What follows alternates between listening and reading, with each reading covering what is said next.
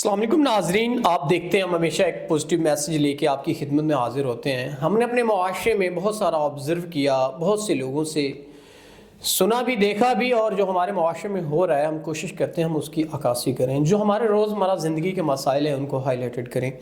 آج بھی ایک ایسی معاشرے کی بیٹی میں ساتھ موجود ہے جو کہ اپنے مسائل کی وجہ سے کافی پریشان ہے، تو آئیے جانتے ہیں ان سے ان کے معاملات۔ السلام علیکم۔ وعلیکم السلام۔ اچھا بہن، مجھے بتائیے گا زندگی کے کیا معاملات، کیا پریشانیاں ہیں جن کی وجہ سے آپ پریشان ہیں؟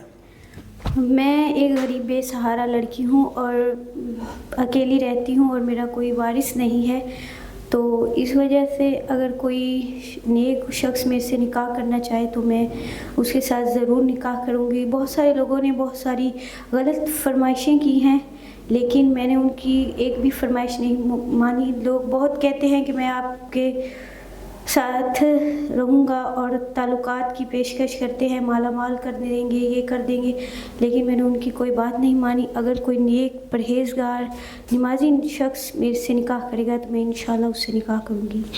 کوئی ایسا انسان جو نیک نمازی ہو، میں اس سے نکاح کروں گی۔ بہت سے لوگوں نے آفرز کی، آؤ ہم سے تعلق رکھو، ہم آپ کو مالا مال کر دیں گے، لیکن اس معاشرے کی بیٹی کو سلام ہے کہ اس نے اپنی عزت کی حرمت کو بحال رکھا اور انکار کر دیا اور کہا کہ میں نکاح کرنا چاہتی ہوں، سنت رسول کے مطابق زندگی گزارنا چاہتی ہوں۔ تو اگر کوئی ایسا انسان جو اس بہن سے نکاح کرنا چاہتا ہے سنت رسول کے مطابق تو وہ کر سکتا ہے۔